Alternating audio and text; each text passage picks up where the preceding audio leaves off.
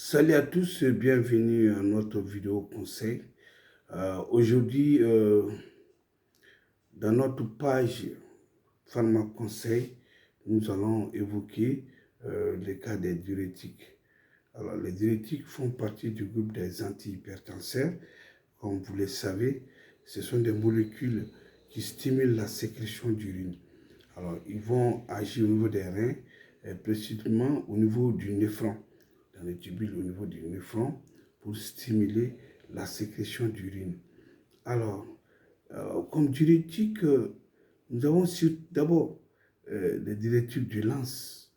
Les diurétiques de Lance, que vous connaissez bien, le furosémide, par exemple, fait partie de ces diurétiques, alors qui en fait vont agir au niveau de la branche ascendante de l'anse de Henle. L'anse de Henle, quand vous prenez la structure du néphron, il y a une partie qu'on appelle la branche ascendante de l'anse de Henle. Ils vont agir à ce niveau, empêchant un peu ainsi la réabsorption des ions sodium, potassium. Alors, donc, ils vont excréter le sodium et le potassium qui vont se combiner des molécules d'eau parce que le sodium là, va se combiner à des molécules d'eau. Alors, donc, vous voyez, une intensification d'élimination des molécules d'eau et qui va continuer. Et ça, les diurétiques de Lance agissent à ce niveau. Alors, comme d'autres diurétiques, on appelle les thiazidiques. Par exemple, hydrochlorothiazide. Hydrochlorothiazide va agir au niveau du tube contourné distal. Au niveau du tube contourné distal, là, ça fait moins d'excrétion que par rapport aux diurétiques de Lance. Alors, et après, il y a d'autres diurétiques que vous devez connaître. C'est-à-dire, on dit des diurétiques qui s'opposent souvent à l'absorption de potassium, hein, les épargnants potassiques. Les épargnants potassiques comme le spironolactone par exemple. Et vous savez, au niveau du tube contourné terminal ou bien du tube collecteur, quand vous prenez la structure du néphron, il y a ce qu'on appelle une réabsorption, hein, en présence des substances comme, qui vont favoriser la réabsorption, comment dirais-je, des ions sodium et potassium. Donc, et ils vont intervenir en ce moment, hein, pour épargner les potassiums. Alors, au cas où il y a une réabsorption à ce niveau, ils vont agir et faire en sorte qu'il y ait une augmentation de la sécrétion d'urine.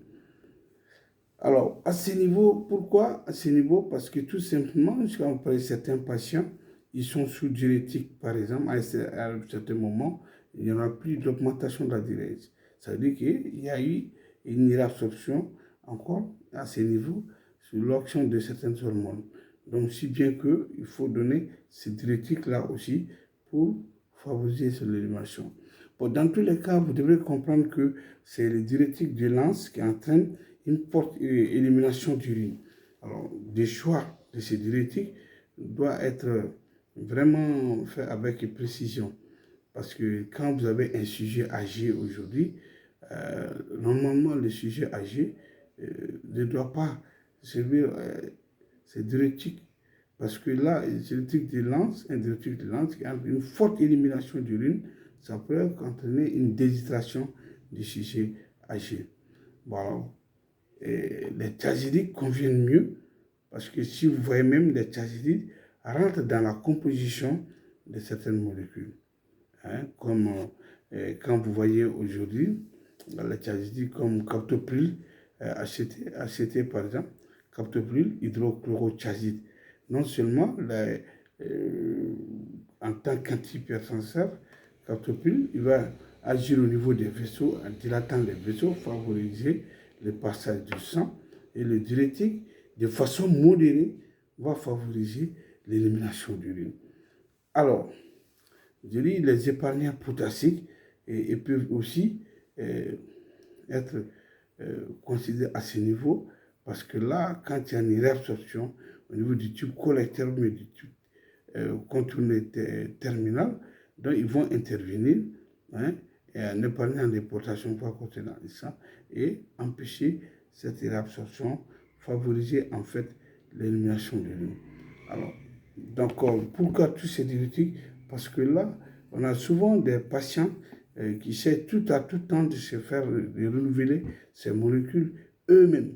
Or, à un certain niveau, lorsqu'on sent une diminution de la diurèse ou autre chose, il faut aller se faire consulter et faire en sorte que si, est-ce que le médecin doit continuer à mettre sur toute cette molécule. Voilà, parce que certaines personnes, en prenant des cas de furosémine aujourd'hui, comme les diurétiques les plus utilisés, à un certain moment, ils peuvent être comme il est en train de les prendre, mais à une certaine phase, quand vous commencez à sentir une certaine déshydratation, de aller voir votre médecin par rapport à ça. Parce que nous, on a toujours conseillé, avec pyrosémide, les gens les payent comme c'est moins cher, ils les prennent en tout moment. Or, avec le temps, ça peut jouer, ainsi de suite, sur l'organisme. Donc, je ne dis pas qu'il n'est pas bon, il est bien, il est très bien, mais je dis, dans certains cas, quand vous voyez certaines choses, il faut passer voir ton médecin pour qu'on puisse, comment dirais-je, continuer le traitement. Alors, quant à hydrochlorothiazide, c'est juste de façon modérée et le suivi doit être vraiment important, surtout pour les patients âgés, qu'on les préconise un suivi rigoureux par rapport à l'évolution de cette molécule. Alors voilà un peu ce que je voulais dire dans cette petite vidéo. C'est pour rappeler un peu par rapport au mécanisme d'action de ces diurétiques, du choix de ces diurétiques et de faire attention par rapport au choix de ces diurétiques.